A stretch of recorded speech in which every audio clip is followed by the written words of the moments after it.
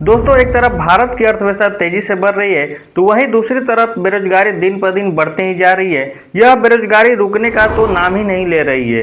2021 से 2022 में periodic labour force survey के अनुसार भारत में बेरोजगारी दर 4.1% थी। यह आंकड़ा 2023 से 2024 में घटकर 3.2% हो गई थी। यह आंकड़ा भारत के रोजगार के लिए अच्छा संकेत माना गया, लेकिन हैरानी की बात यह है कि साल 2025 में आंकड़ा 4.9% हो गई और यह मार्च 2026 में 5.1% से अप्रैल में 5.2% हो गई। जो बेरोजगारी दर नवंबर 2025 में 15 साल से 29 साल के युवाओं में 14.1% बेरोजगारी थी, वही आंकड़ा फरवरी 2026 में 14.8% हो गया। आप इन आंकड़ों का उछाल देख सकते हैं कि हमारे देश में कितनी तेजी से बेरोजगारी दर बढ़ रही है। हमारे देश में बेरोजगारी अपनी चरम सीमा पर है और अच्छे पढ़े लिखे लोग रोजगार के लिए दर बदर भटक रहे हैं, लेकिन उनको कोई नौकरी नहीं मिल रही है, कोई रोजगार का अवसर नहीं मिल रहा है। इसमें ग्रेजुएट युवाओं की संख्या सबसे ज्यादा देखने को मिल रही है।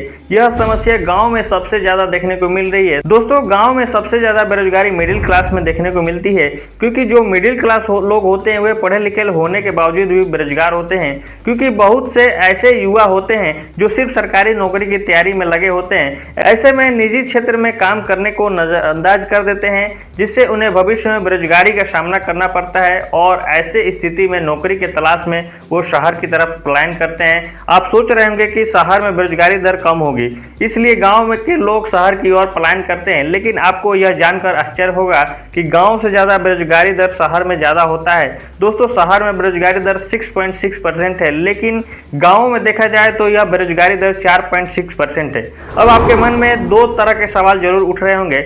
पहला सवाल कि आखिर गांव में ज्यादा शहर में बेरोजगारी होने के बावजूद लोग शहर की ओर क्यों पलायन कर रहे हैं? वह गांव में ही तो नौकरी कर सकते हैं, लेकिन दोस्तों अपनी बेहतर भविष्य, उच्च शिक्षा और अधिक कमाई की तलाश में वो शहर जाते हैं। और दूसरा सवाल आपके मन में यह चल रहा होगा कि शहर में अच्छी शिक्षा, स्वास्थ्य सुविधा और तकनीकी होने के बावजूद भी इतनी बेरोजगारी क्यों है? तो दोस्तों जानते हैं, ऐसा इसलिए है क्योंकि शहर में जनसंख्या दर दिन पर दिन बढ़ती जा रही है और उस हिसाब से रोजगार का अवसर नहीं बढ़ रहा है। और आखिर में सवाल ये आता है कि क्या देश में बेरोजगारी को कम किया जा सकता है? तो दोस्तों इसका सही जवाब है हाँ। हाँ, आपने सही सुना, देश में बेरोजगारी को बिल्कुल कम किया जा सकता है। इसके लिए सरकार को ठोस कदम उठाने की आवश्यकता है, नए नए रोजगार के अवसर प्रदान करने की आवश्यकता है। तो दोस्तों आपके अनुसार देश में बेरोजगारी को कम करने के लिए क्या क्या कदम महत्वपूर्ण सरकार को उठाना चाहिए?